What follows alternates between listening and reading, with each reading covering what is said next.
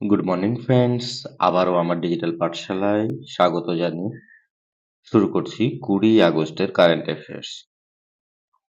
They are able because they think they are able. Aeneid Virgil. তারা সক্ষম কারণ তারা ভাবে তারা সক্ষম। অর্থাৎ তুমি যদি নিজেকে সক্ষম ভাবো তাহলে তুমিও সক্ষম হতে পারবে, কিন্তু যে নিজেকে অক্ষম ভাববে সে কি করে সক্ষম হবে?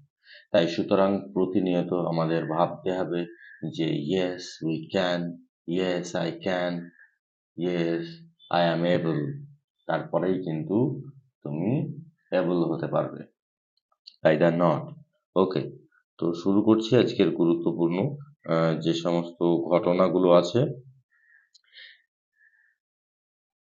বি সুদর্শন রেড্ডি, সুপ্রিম কোর্টের প্রাক্তন বিচারপতি, আহ, বি সুদর্শন রেড্ডিকে উপরাষ্ট্রপতি নির্বাচনে বিরোধী আইএনডিআইএ জোটের প্রার্থী করা হচ্ছে।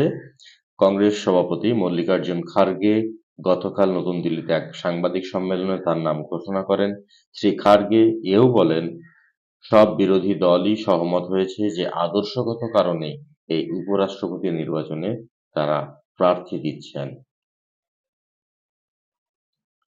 নেক্সট, মার্কিন রাষ্ট্রপতি ডোনাল্ড ট্রাম্প এবং ইউরোপীয় ইউনিয়ন কমিশনের সভাপতি উর্সুলা ভন ডের লিয়েন নিখোঁজ ও অপহৃত শিশুদের বিশ্বব্যাপী সংকট নিয়ে হোয়াইট হাউসে মত বিনিময় করেন।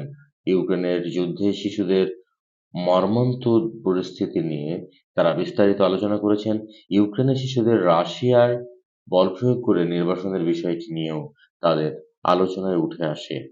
তারা উদ্বেগ প্রকাশ করে বলেন, এ বিষয়ে আন্তর্জাতিক স্তরে আরও আলোচনা জরুরি। এদিকে ইউক্রেন জানিয়েছে যুদ্ধ শুরু হওয়ার পর রাশিয়ায় জোর করে প্রায় 20,000 শিশুকে নিয়ে যাওয়া হয়েছে।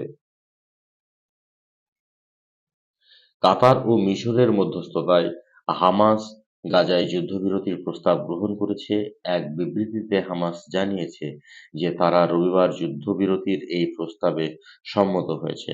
হামাসের এক বরিষ্ঠ কর্মকর্তা বাসেম নাইম আশা প্রকাশ করেছেন যে প্যালেস্তাইনের জনগণের উপর যুদ্ধের এই ধ্বংসযজ্ঞ শীঘ্রই শেষ হবে। ইসরায়েলের এক সেনাকর্তা সংবাদ সংস্থা সিএনএ-কে বলেছেন যে মধ্যস্থতাকারীদের মাধ্যমে ইসরায়েল হামাসের প্রতিক্রিয়া পেয়েছে। হামাসের এক নেতা সিএনএনকে বলেছেন যে প্রস্তাবে 10 জন জীবিত প্রাণবন্দী এবং 18 জন নিহতের মুক্তি অন্তর্ভুক্ত রয়েছে। বিনিময়ে ইসরায়েল যাবজ্জীবন কারাদণ্ডপ্রাপ্ত 140 জন প্যালেস্তিনীয় বন্দী, 15 বছরের বেশি মেয়াদে কারাদণ্ডপ্রাপ্ত 60 জন এবং মহিলা ও শিশুদের মুক্তি দেবে। 134তম ডুরান্ড কাপ ফুটবলের প্রথম সেমিফাইনালে শিলং লাজং এফসি এবং নর্থ ইস্ট ইউনাইটেড এফসির মুখোমুখি হবে। শিলংয়ে জওহরলাল নেহেরু স্টেডিয়ামে খেলা হয়েছিল সন্ধ্যা 7টায় গতকাল। আগামীকাল দ্বিতীয় সেমিফাইনাল, অর্থাৎ আজ দ্বিতীয় semifinal East Bengal diamond Harbour FC বিরুদ্ধে খেলবে। ফাইনাল হবে শনিবার। দ্বিতীয় সেমিফাইনাল ও ফাইনাল যুব ভারতী ক্রীড়াঙ্গনে অনুষ্ঠিত হবে। পশ্চিমবঙ্গের যেসব পরিযায়ী শ্রমিক রাজ্যে ফিরছেন তাদের সহায়তায় শ্রমশ্রী নামে একটি প্রকল্পের কথা ঘোষণা করেছে সরকার। মুখ্যমন্ত্রী মমতা ব্যানার্জির পৌরোহিত্যে নবান্নে গতকাল রাজ্য মন্ত্রিসভার বৈঠকে এ সংক্রান্ত একটি প্রস্তাব গৃহীত হয়। পরে এক সাংবাদিক বৈঠকে মুখ্যমন্ত্রী জানান, যেসব পরিযায়ী শ্রমিক ইতিমধ্যেই ফিরে এসেছেন বা আগামী দিনে ফিরবেন তাদের 1 বছর পর্যন্ত মাসে 5,000 টাকা করে ভাতা দেওয়া হবে। এছাড়াও খাদ্যসাথী, স্বাস্থ্যসাথী ও জব কার্ডের সুবিধাও তারা পাবেন। এদিকে বিরোধী দলনেতা শুভেন্দু অধিকারী রাজ্য সরকারের এই নতুন প্রকল্পকে কটাক্ষ করে বলেছেন, এতে পরিযায়ী শ্রমিকদের বিশেষ কোনো সুবিধা হবে না। নেক্সট, রাজস্থান রাজস্থানের মনিকা বিশ্বকর্মা বিশ্ব সুন্দরী খ্যাতি লাভ করেছেন 2025 সালের জন্য এবং তিনি রিপ্রেজেন্ট করবেন ভারতবর্ষকে 74তম মিস ইউনিভার্স পেজেন্ট থাইল্যান্ডে এই বছরেই।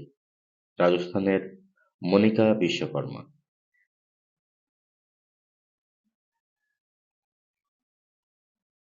Thank you.